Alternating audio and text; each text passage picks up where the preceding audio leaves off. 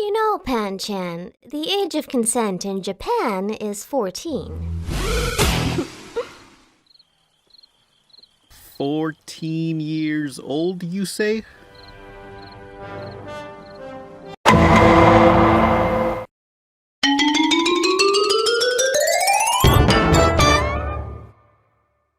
Good morning, afternoon, and evening to all. My name is the Casual Capybara, and welcome back to another Casual Capybara Critique. And today's topic, another original indie cartoon pilot, Loki IRL, made by Pan Pizza of Rebel Taxi.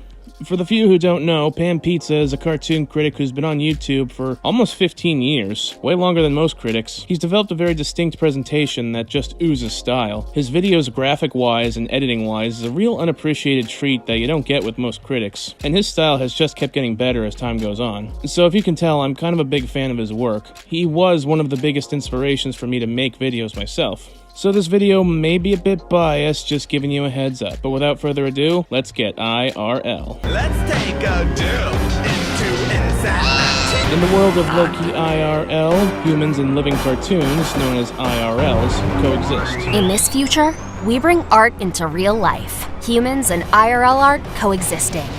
You can tell who's an IRL by the sketchy lines and neon skin colors. And duke it out and no holds bars fight to the death. But don't worry, IRLs can be regenerated. So think of the concept as a mix of Who Framed Roger Rabbit meets Metabots, meets Y2K graphic design. But more on that in a minute. Loki IRL follows Bianca and her IRL Loki. Bianca is a socially anxiety creator, and Loki is her gutsy, views the glass half full attitude creation. They're down on their luck. Much like my dignity, their reputation's in the crapper because of their atrocious losing streak, and the only attention they get is mockery. What complete morons! She really expects to get her own cartoon. So to prove themselves, they fight a high-fame influencer and their IRL.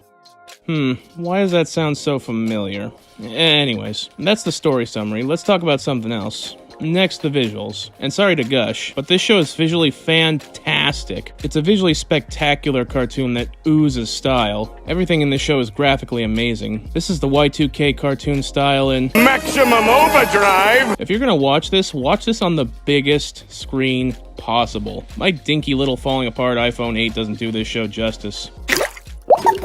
I'd get a new phone, but I can't afford one, wise guy. The music is also awesome. It's got this high-octane energy and techno-funk that just makes the show more rich. I'd buy the OST separately if I could. I also like the story. It has a self-contained arc that leaves room for story in an extended series. Another thing is Bianca is also such a relatable character. Her social anxiety and fear of harsh judgment from the outside world is very relatable. I have tons of creative ideas, but I'm just too scared to share them with the public. So, are there any issues with the show? Well, some. Some minor animation errors like here with Loki's arm. Anything like that. Just focus on the fight. I understand. I'll get a new outfit. But the bigger issue is mostly the concept in the world, mainly the big Q.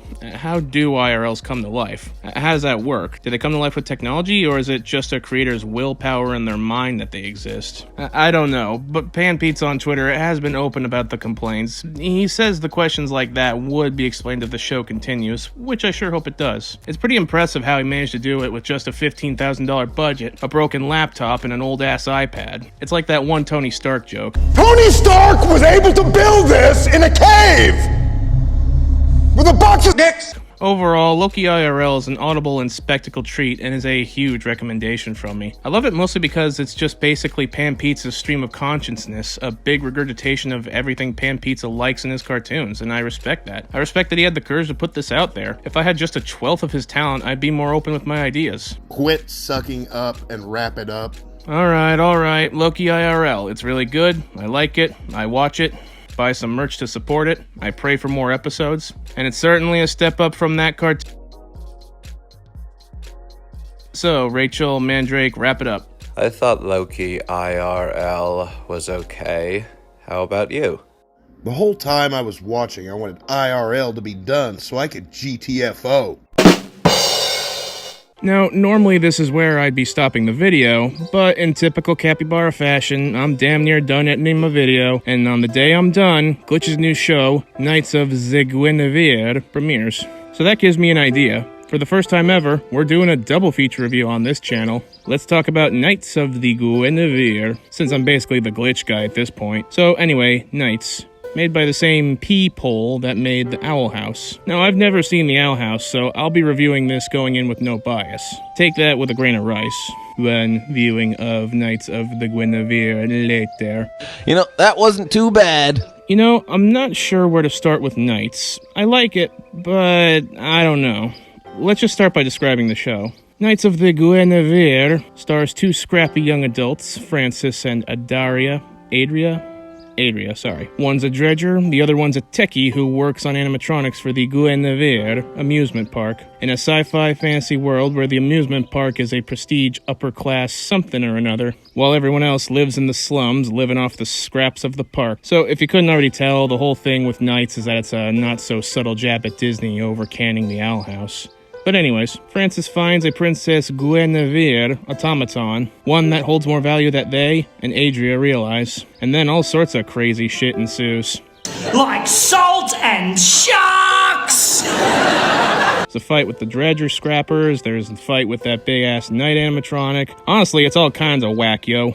I like the concept of Knights, but it didn't really catch me at the starting gun like Digital Circus or the Gaslight District.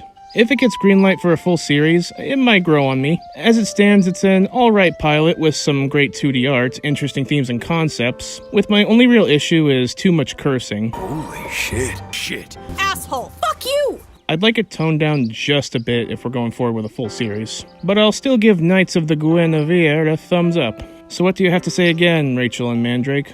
You know, when I think of Knights, I don't think of sci-fi. Well, either way, it'll all add up to the same old dragon. With that being said, I am the Casual Capybara, and thank you for watching.